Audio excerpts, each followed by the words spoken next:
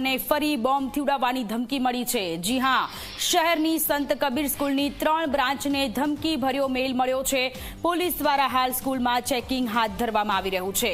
અન્ય શાળાઓને પણ મેલ મળ્યો છે કે કેમ તે અંગે પણ તપાસ હાથ ધરવામાં આવી છે। અમદાવાદમાં સંત કબીર સ્કૂલની 3 બ્રાન્ચને ધમકી ભર્યો ઈમેલ મળ્યો છે।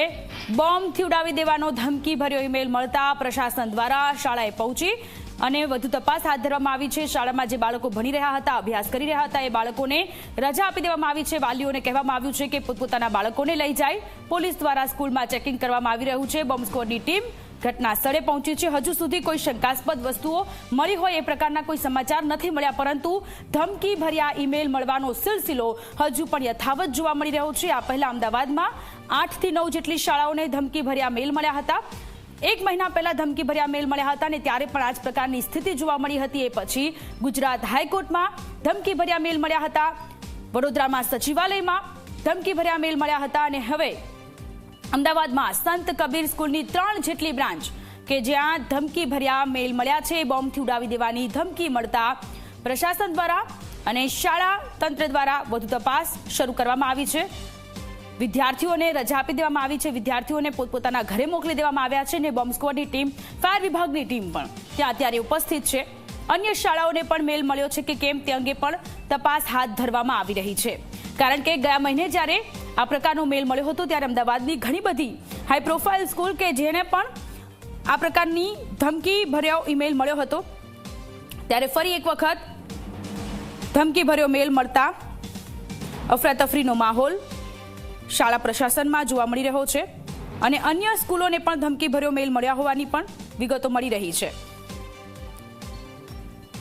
26મીએ તિરંગો ફરકાવશો તો સ્કૂલને ઉડાવી દઈશું, આ પ્રકારનું મેલમાં લખવામાં આવ્યું છે। સંત કબીર સ્કૂલની 3 બ્રાન્ચને ધમકી ભર્યો મેલ મળ્યો છે અને આ મેલમાં લખવામાં આવ્યું છે કે 26મીએ તિરંગો ફરકાવશો તો સ્કૂલને ઉડાવી દઈશું, આ પ્રકારનું ઉલ્લેખ કરવામાં આવ્યો છે। અને જેને ધ્યાનમાં રાખી અને બોમ્બ સ્ક્વોડની ટીમ, પોલીસની ટીમ, ફાયર વિભાગની ટીમ ઘટના સ્થળે પહોંચ્યા છે અને તપાસ શરૂ કરવામાં આવી રહી છે। પોલીસ દ્વારા હાલ તમામ સ્કૂલોમાં બોમ્બ અને ડોગ સ્ક્વોડ દ્વારા તપાસ કરવામાં આવી રહી છે। જોકે હજુ સુધી કોઈ શંકાસ્પદ ચીજ વસ્તુ નથી મળી રહી, પરંતુ સુરક્ષાને ધ્યાનમાં રાખીને વિદ્યાર્થીઓને રજા આપી દેવામાં આવી છે। બોમ્બથી ઉડાવવાની ધમકીને પગલે ફાયર બ્રિગેડની ટીમ કે જે સ્કૂલ પર પહોંચી છે તપાસ હાથ ધરવામાં આવી રહી છે। તો સ્કૂલોમાં વાલીઓ પહોંચ્યા છે પોતપોતાના બાળકોને લેવા માટે અને ડીઈઓ કચેરીને હજુ સુધી શાળા દ્વારા કોઈ જાણ કરવામાં આવી રહી નથી। ત્યારે ધમકી ભર્યો મેલ અને જે આજે ધમકી ભર્યો મેલ છે એની પેટર્ન સેમ જોવા મળી રહી છે। કારણ કે ગયા વખતે પણ જ્યારે અમદાવાદમાં આ પ્રકારના ધમકી ભર્યા મેલ મળ્યા હતા ત્યારે પણ બાળકોને આવી રીતે રજા આપી દેવામાં આવી હતી। ત્યારે સેન્ટ ઝેવિયર સ્કૂલ, ત્યાં આ વખતે સંત કબીર હાઈસ્કૂલ કે જ્યાં આ પ્રકારનો ધમકી ભર્યો ઈમેલ મળ્યો છે। તો અમદાવાદમાં ફરી એક વખત આ પ્રકારનો ધમકી ભર્યો મેલ મળ્યો છે। સંત કબીર સ્કૂલની 3 જેટલી બ્રાન્ચ છે કે એ બ્રાન્ચમાં અત્યારે ધમકી ભર્યો મેલ મળ્યો છે। વધુ વિગતોની સાથે સપના જોડાયેલા છે આપણી સાથે। સપના, ફરી એક વખત આ મેલનો સિલસિલો યથાવત જોવા મળી રહ્યો છે। ગયા મહિને પણ અમદાવાદમાં કેટલીક શાળાઓમાં આવી રીતે મેલ મળ્યો હતો, એ પછી વડોદરા હોય કે અમદાવાદ હોય, તમામે તમામ જગ્યાએ આવી રીતે મેલ મોકલી અને ધમકી આપવામાં ડરાવવાનો પ્રયત્ન થઈ રહ્યો હોય એ પ્રકારની સ્થિતિ જોવા મળી રહી છે। અત્યારે શાળામાં કેવા પ્રકારની સ્થિતિ છે? રજાઓ આપી દેવામાં આવી છે, પરંતુ તંત્ર દ્વારા કોઈ નિવેદન આપવામાં આવ્યું છે? કોઈ શંકાસ્પદ ચીજવસ્તુ મળી રહી છે?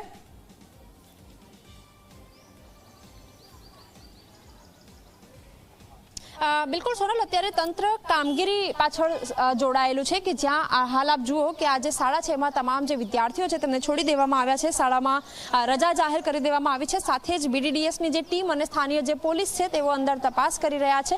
ડોગ સ્ક્વોડની ટીમ પણ અંદર કાર્યરત છે।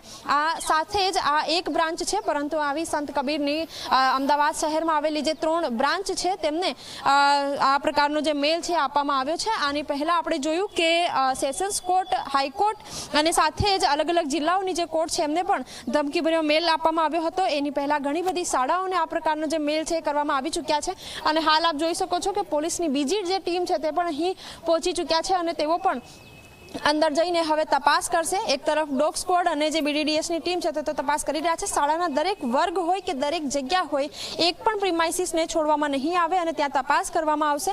અને આ સાથે એવી હજી પણ શાળાઓ તપાસ કરવામાં આવી રહી છે કે જ્યાં જેમને કોઈ મેલ તો નથી કરવામાં આવ્યો। આ પ્રકારની જે સૂચના છે એ શહેર ડીઓ અને ગ્રામ્ય ડીઓ તરફથી તમામ જે શાળાઓ છે તેમને આપવામાં આવી છે કે તેઓ તપાસ કરે કે તેમના મેલ આઈડી ઉપર કોઈ ધમકીભર્યો મેલ નથી આવ્યો ને।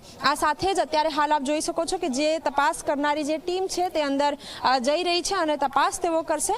આ સાથે જ આવી જે ટીમ છે અલગ અલગ ટીમ અલગ અલગ શાળાઓમાં તપાસ કરી રહી છે અને અત્યારે શાળાઓમાંથી જે સાવચેતીના પગલાંના ભાગરૂપે તમામ જે વાલીઓ છે તેમને બોલાવવામાં આવ્યા છે અને બાળકોને રજા આપી દેવામાં આવી છે। બાળકોની સલામતીને ધ્યાનમાં રાખીને તમામ જે પગલાં છે લેવામાં આવી રહ્યા છે। બીજી તરફ જે મેલ છે તે કોણે મોકલ્યો છે તેની માટેની પણ તપાસ કરવામાં આવી રહી છે। જી સપના, આભાર તમામ વિગતો માટે। તો અમદાવાદમાં ફરી એક વખત ધમકી ભર્યો ઈમેલ મળ્યો છે। આગળ વાત